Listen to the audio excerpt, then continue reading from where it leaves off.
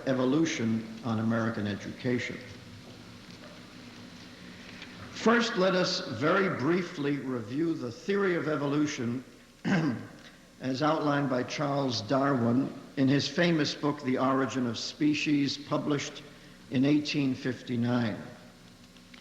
Darwin's hypothesis is that the thousands of different species of animals, insects, and flowers that exist on Earth were not the works of a divine creator, which made each species in its present immutable form, as described in Genesis, but are the products of a very long natural process of development from simpler organic forms to more complex organic forms.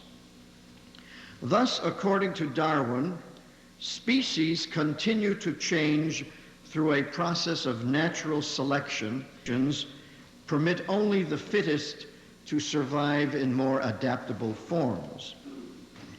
These views, of course, had and still have considerable moral and religious implications.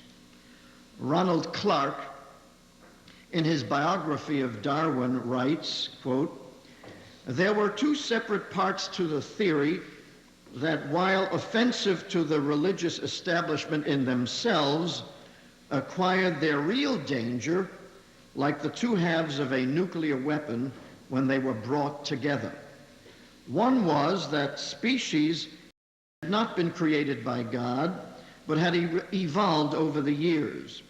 The other was that evolution had not been directed by God, but had been governed by the apparently fortuitous facts of natural selection.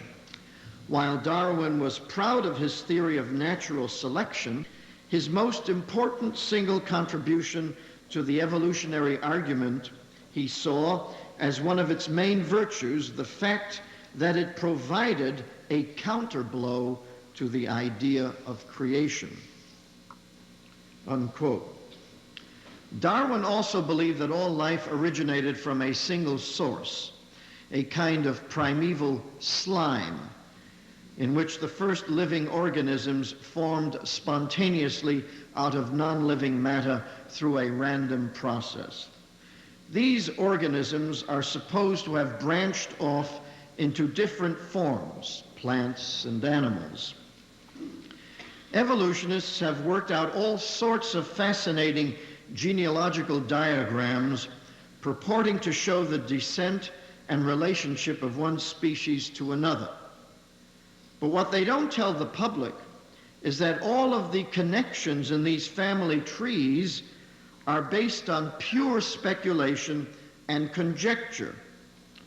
Sir Fred Hoyle, the British scientist, writes, quote, "It has been through the device of presenting such diagrams with the presumed connections drawn in firm, solid lines that the general scientific world has been bamboozled into believing that evolution has been proved. Nothing could be further from the truth. The absence from the fossil record of the intermediate forms required by the usual evolutionary theory shows that if terrestrial life forms have evolved from a common stock, the major branchings in the evolutionary tree must have developed very quickly. And the major branchings, if they occurred, were accompanied by genetic changes that were not small," unquote. Probably the most controversial aspect of Darwin's theory was that concerning man's place in the evolutionary scheme. In his book, The Descent of Man, published in 1870, Darwin contended that man and ape were evolutionary cousins with a common ancestor. When it came to mind, to intelligence, the gap between man and the other animals, Darwin believed, was one of degree. In his notebook he had written, quote, "Man in his arrogance thinks himself a great work worthy the interposition of a deity. More humble, and I think truer to consider him created from animals," unquote. But the fossil record revealing the different stages of man's evolution from ape-like creature to Homo sapiens has not been found. Paleoanthropologists have hunted high and low for the missing link or links, but not only have they not found them, they are now pretty sure that such links do not exist. So instead of admitting defeat, they've proclaimed victory. According to David Pilbeam, a paleoanthropologist at Harvard University, quote, "We should no longer say that we are descended from apes. We are apes," unquote. In other words, since there is no missing link, one must conclude that apes and men are actually one and the same species. If that is the case, then why call men apes?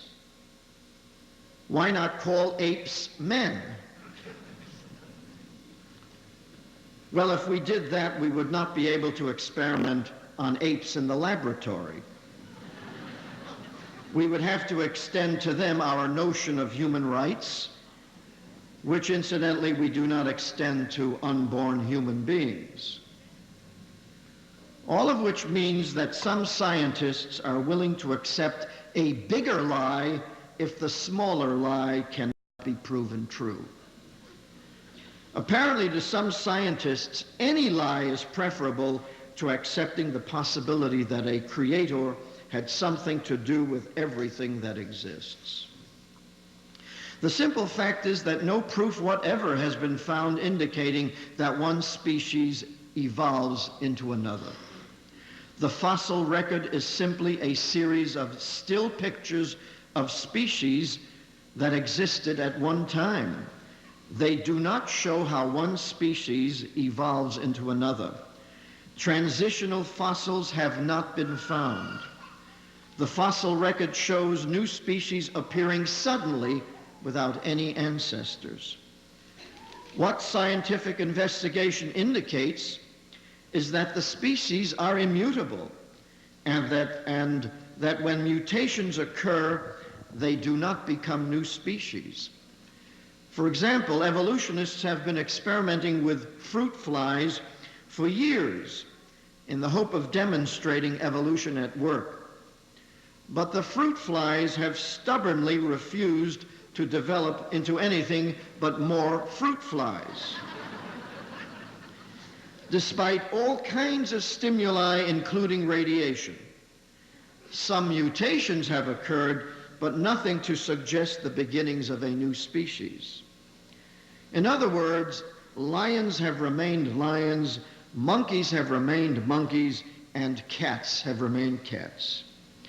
Different breeds and varieties may exist within a species, but nature places built-in genetic obstacles to evolutionary change.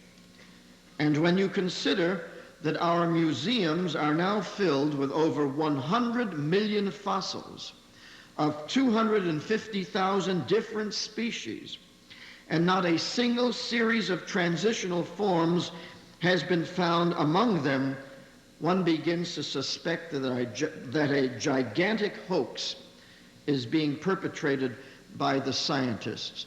They, of course, always like to use as an example the development of the horse. They have found fossils in one grouping trying to show that horses developed over a period of time, but now they have discovered that some of the later developments of the horse appear in earlier strata. So they can't quite figure out the chronology of all of this. In fact, gaps between major groups of organisms have been growing even wider and more undeniable.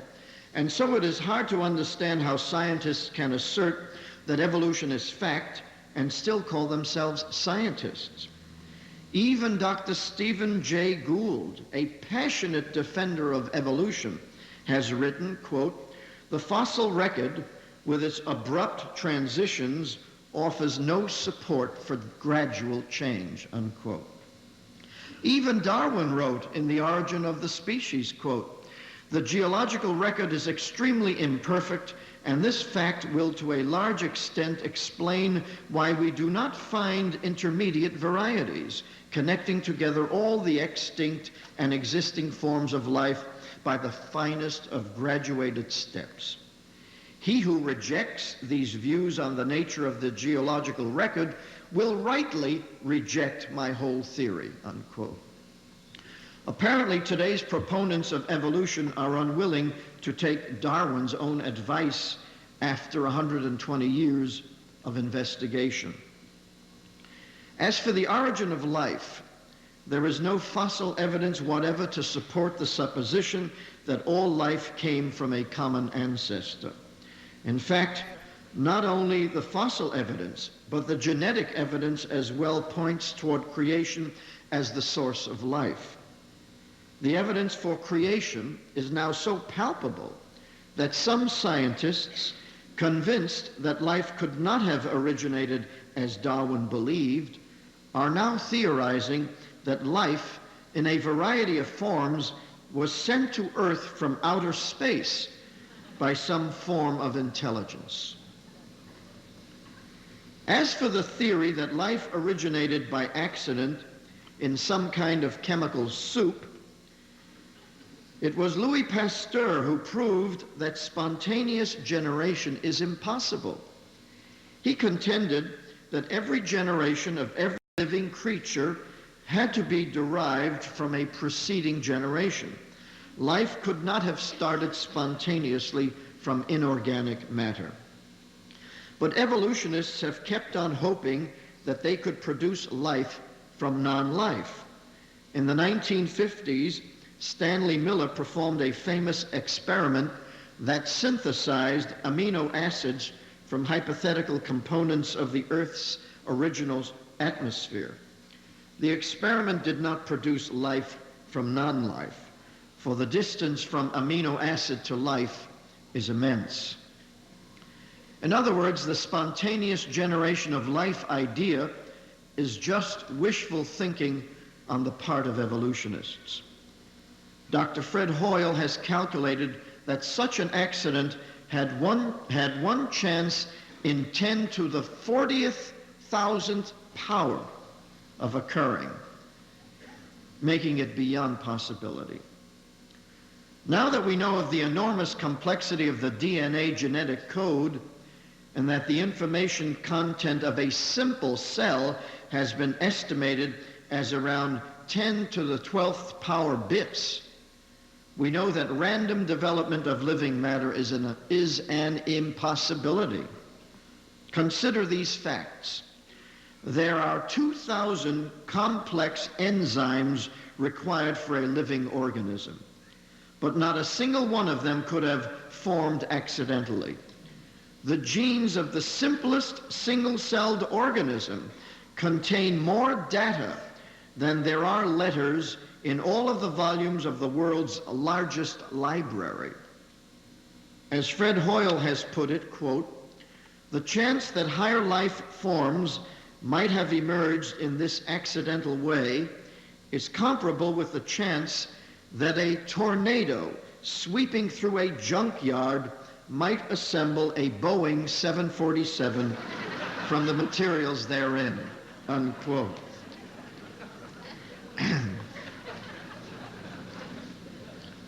Yet, one irresponsible evolutionist has gone so far as to say that given enough time, monkeys typing on typewriters could eventually type out the complete works of Shakespeare. To this, Hoyle has replied, quote, "If there were monkeys typing on typewriters covering every square foot on the Earth's surface, and each one typed at random at the fantastic rate of 10 characters a second for 30 billion years, there wouldn't be the slightest reasonable chance that a single one would type out a single specific 5-word sentence of 31 letters, spaces, and punctuation." The actual probability is less than 1 chance in a trillion, unquote. To sum it all up, the fossil record does not support the idea of gradual evolution. It supports creation. The evolutionists call it punctuated equilibrium. Hoyle calls it cosmic creationism. Nor does the fossil record support the idea of a common accidental source of all life. Evidences of common ancestry have not been found. In addition, Louis Pasteur debunked the idea of the spontaneous generation of living organic matter from non-living inanimate matter. So why is evolution taught as fact and creationism kept out of the schools? Because all of modern secular education is based on the assumption that evolution is fact. Progressive or humanist education is evolutionary theory put into practice in the classroom. Progressive education grew out of the new experimental psychology based on the belief that man is an animal, a product of evolution with common ancestry with the ape, and could therefore be studied like any other animal. In Germany, where the new psychology originated, Darwin's main support came from Ernst Haeckel, who maintained that psychology was a branch of physiology and that mind could therefore be fitted into the scheme of evolution. Haeckel was also responsible for the idea that during embryological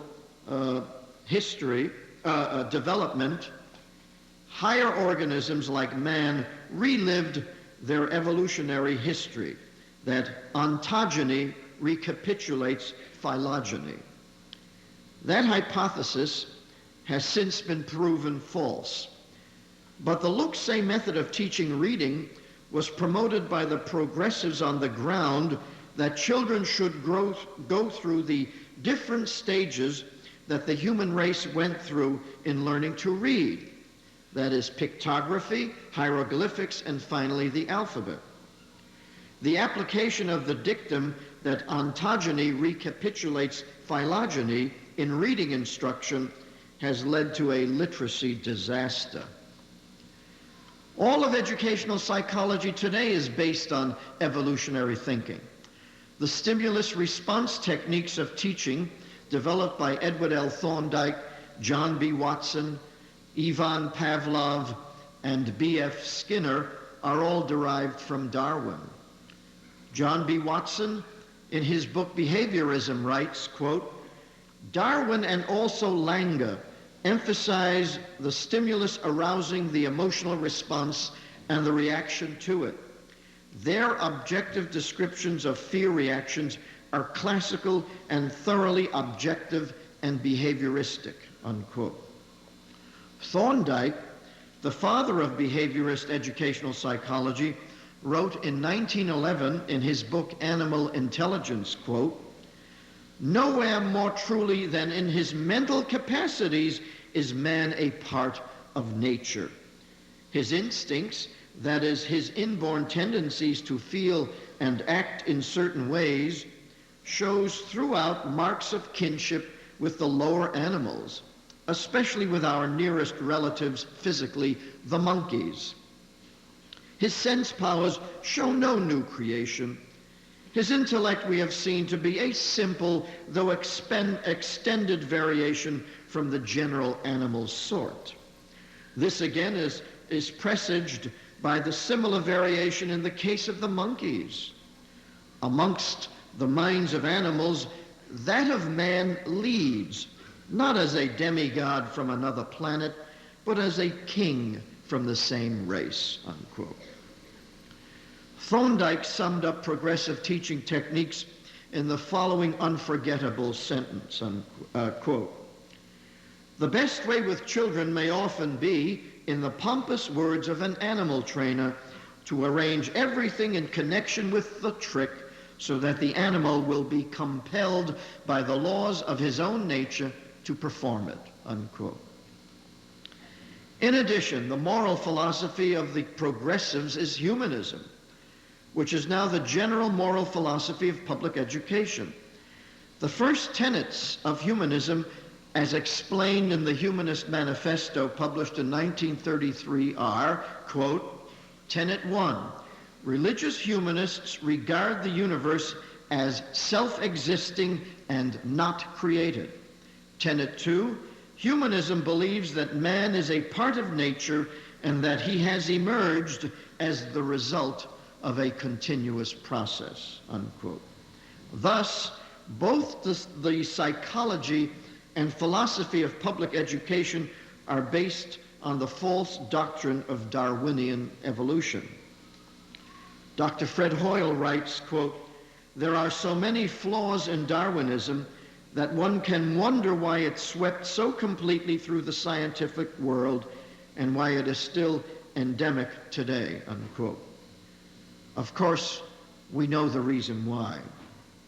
The entire liberal humanist scientific establishment espouses a worldview that emphatically denies the existence of God.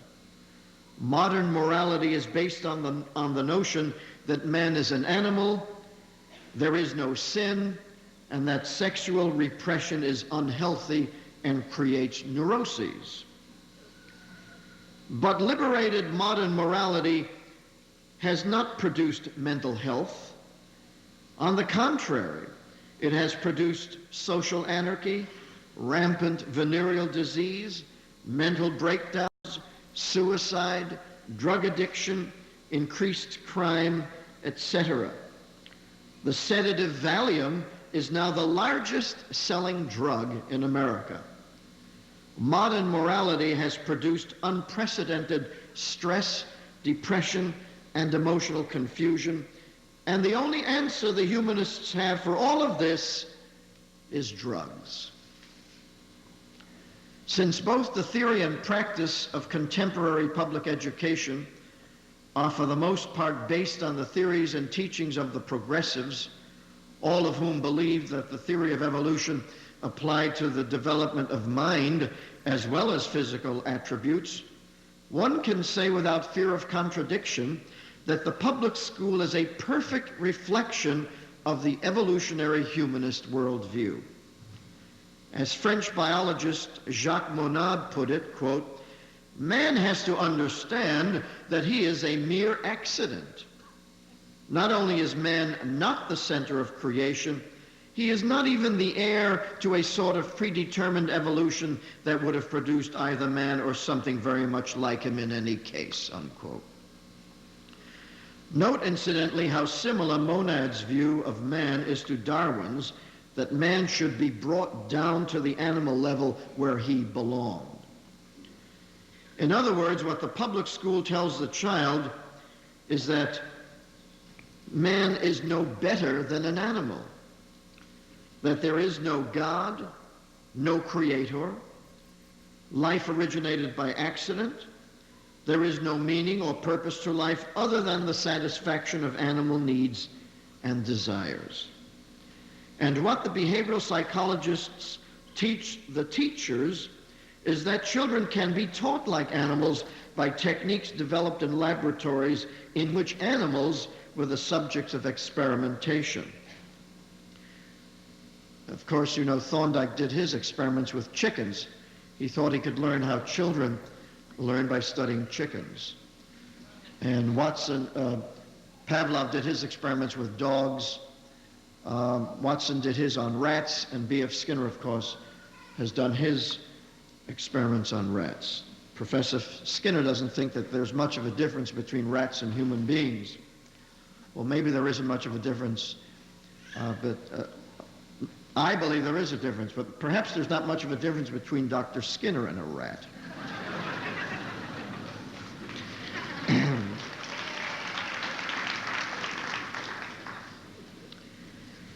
This is particularly true in the teaching of reading in the primary schools by way of the look-say method. In 1940, Professor Walter Dearborn, head of educational psychology at Harvard, described the methodology as follows, quote, The principle which we have used to explain the acquisition of a sight vocabulary is, of course, the one suggested by Pavlov's well-known experiments on the conditioned response. This is as it should be. The basic process involved in conditioning and in learning to read is the same, unquote. Thus, animal training techniques are being used to teach children to read. The result, of course, has been massive reading failure for the simple reason that children are not animals and cannot be taught as animals. When men accepted evolution as truth, they then had to devise a philosophy that tries to create meaning and values for human beings living in a godless, accidental universe. That philosophy is humanism. According to the humanists, the purpose of life is self-actualization or self-realization.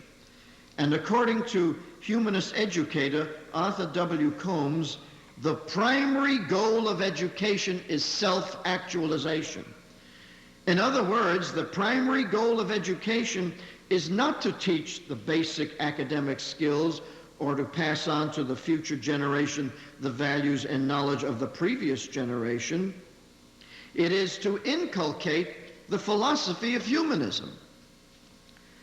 Dr. Combs tells us that the self-actualizing person is, 1, well-informed, 2, possessed of positive self-concepts, 3, open to their experience, and 4, possessed of deep feelings of identification with others. Self-actualization is a philosophy of life of this world for this world. Its point of departure is atheistic, for it does not acknowledge the existence of God or of God's Word or of 5,000 years of human experience with God. It looks at life as if that experience had never taken place or was simply superstitious nonsense. It brings man back to the time before God revealed himself to Noah or to Abraham. It considers 5,000 years of religious experience as invalid, irrelevant, and not only without current value, but downright harmful. Thus, we can say that the impact of evolution on American education has been devastatingly broad and deep. The application of behavioral psychology on teaching techniques has destroyed academic standards to the point where we are now considered a nation at risk.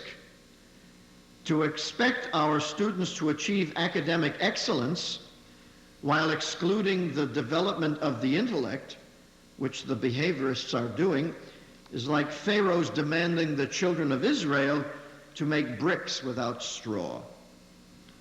Fortunately, many of our young people are resilient and healthy enough to survive the public school's harm.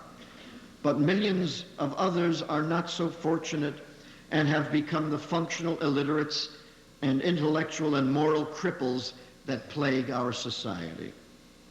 The blacks in America have become the chief victims of this crippling educational malpractice.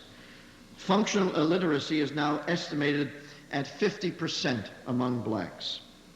Contrast this with an illiteracy rate of 9.2% among urban blacks in 1930, years before affirmative action or federal compensatory education programs or civil rights victories or integrated schools or equal educational opportunity. With the decline in academics has also come a decline in science studies in American schools. According to the Cincinnati Enquirer of November 23, 1985, quote, "The level of science and mathematics taught in the Soviet Union is so much higher that comparisons with the average American students are meaningless. All Soviet students study calculus for 2 years, whereas only 105,000 U.S. high school students took a year of calculus in 1976. Compulsory science for Soviet students is demanding. They must take 5 years of physics, 4 years of chemistry, 5.5 years of biology, whereas for U.S. students, only 9.1% received 1 year of physics, 16.1% 1 year of chemistry, 45% 1 year of biology, and 17.5% 1 year of general science, unquote. But you might ask, don't the Soviets also believe in evolution? The answer is that they do, but they don't apply it to the teaching of the cognitive skills. Equally devastating has been the humanist impact on teenage morality. The humanist philosophy has so traumatized American youth that we now have the highest rates of teenage suicide, drug addiction, sexual promiscuity, venereal disease, abortion, unwed parenthood, and crime in the history of our nation. Among young male blacks, homicide is now the #1 cause of death. On the matter of teenage pregnancy, Time magazine of December 9th, 1985 reported, quote, nearly half of black females in the U.S. are pregnant by age 20. The pregnancy rate among those aged 15 to 19 is almost twice what it is among whites. Worse still, nearly 90% of the babies born to blacks in this age group are born out of wedlock. Most are raised in fatherless homes with little economic opportunity. When you look at the numbers, teenage pregnancies are of cosmic danger to the black community, declares Eleanor Holmes Norton, law professor at Georgetown University and a leading black scholar, unquote. Thus, our education system is turning America's black population into a permanent underclass plagued by unwed teenage parenthood, abortion, functional illiteracy, drug addiction, and crime. Despite its falsehood, the theory of evolution has been integrated into our popular culture as truth. For example, this is what the 1977 edition of the Standard Family Reference Encyclopedia says about evolution. Quote, life probably first evolved from the primeval soup some 3,000 to 4,000 million years ago, when the first organic chemicals were synthesized due to the effects of lightning. Primitive algae capable of synthesizing their own food material have been found in geological formations some 2,000 million years old. Simple forms of animals and fungi then evolved. From that time, there has been a slow evolution of multicellular organisms, unquote. Someday, the average educated American will be able to read that paragraph and understand it for what it is, a fairy tale. In the first place, spontaneous generation is impossible even with such primitive forms as viruses. Nor does lightning produce life. It seems to do just the opposite. Second, because of the enormous complexity of living matter, the random accidental self-creation of life is mathematically impossible. Third, why would living matter randomly develop the need or desire to eat or to continue living? But why would it want to continue living? Would the algae's quality of life in the primeval soup be so wonderful that it would develop this remarkable urge to keep living? You know how the humanists are always talking about the quality of life. As for slow evolution, not even the evolutionists believe in that anymore. They now believe in punctuated equilibrium in order to explain the sudden appearance of species without ancestors. So much for the theory of evolution. But some of the most intelligent people in America take it to be true. For example, Secretary of Education William Bennett recently told John Lofton in an interview in the Washington Times, quote, I believe there is good scientific evidence for evolution, unquote. I believe that Secretary Bennett is not very well informed. As head teacher of our nation, he should know better. But the fact that he doesn't tells us something about our time and our culture. This time and this culture are permeated with lies. And that is an indication to what extent men are dominated by Satan today. And when men are dominated by Satan, how do they act? Paul gives us a very graphic picture in Romans chapter 1. Quote, "Professing themselves to be wise, they became fools.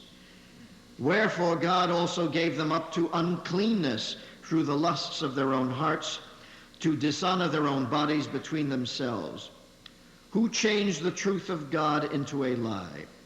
For this cause God gave them up unto vile affections. For even their women did change the natural use into that which is against nature. And likewise also the men, leaving the natural use of the woman, burned in their lust one toward another. And even as they did not like to retain God in their knowledge, God gave them over to a reprobate mind to do those things which are not convenient, being filled with all unrighteousness, fornication, wickedness, covetousness, maliciousness, full of envy, murder, debate, deceit, malignity, whisperers, backbiters, haters of God, despiteful, proud, boasters, inventors of evil things, disobedient to parents, without understanding, covenant breakers, without natural affection, implacable, unmerciful, who knowing the judgment of God, that they which commit such things are worthy of death, not only do the same, but have pleasure in them that do them." Unquote. What a picture of the modern secular world we find in those lines. What a price America is paying for its foolishness, its self-deception, its infidelity. But there is hope. The fact that this conference is taking place and that you are here is perhaps the brightest sign that things can change, that things will change. But we must never underestimate the strength and tenacity of the enemy. The professional educators, through such instruments as the National Education Association, have spent the last half-century binding the American people in laws and regulations which enhance the power of the evolutionists and place obstacles in the way of Christian reconstruction. We shall have to remove these obstacles: the compulsory school attendance laws, the school licensing requirements, the teacher certification requirements, the restrictions on homeschooling. But to do so, we must separate ourselves spiritually from this corrupt secular culture. As the Bible teaches us in 2 Corinthians chapter 6, quote, "Be ye not unequally yoked together with unbelievers. For what fellowship hath righteousness with unrighteousness? And what communion hath light with darkness? And what concord hath Christ with Belial? Or what part hath he that believeth with an infidel? Wherefore come out from among them, and be ye separate, saith the Lord." Unquote. Be ye separate. That means, of course, removing Christian children from public schools and creating Christian schools for their education. That means removing Christian support from the public schools. For why should Christians be forced to support atheist evolutionist education when it is so completely contrary to Christian belief? Be ye separate means separating ourselves financially from the public schools, and this will mean challenging laws that force Christians to pay for education calculated to destroy them. Christians have permitted the secularists to bind them in anti-Christian law. Laws that not only violate the United States Constitution, but the very laws of God on which the Constitution is based. Christian reconstruction must mean the dismantling of that entire legal system that has institutionalized humanism as America's official establishment of religion. Humanism is America's establishment of religion, for it is the only religion eligible for full public support through forced taxation. Its churches are the public schools. Its clergy are the professors of education and the behavioral psychologists who train the teachers, write the textbooks, develop the curricula. They have all the trappings of a religious cult. Be ye separate, saith the Lord. What communion hath light with darkness? We have no choice but to recognize that we are in a war in which only one side can win. Our founding fathers faced a similar choice back in 1776. If it weren't for their courage, their resolution, their sacrifice, their suffering, we would not be here today. We will need the same courage, the same resolution, the same sacrifice if we are to pass on to our children the inheritance our founding fathers passed on to us. May God give us the will and the determination to win this war for the soul of America. Thank you.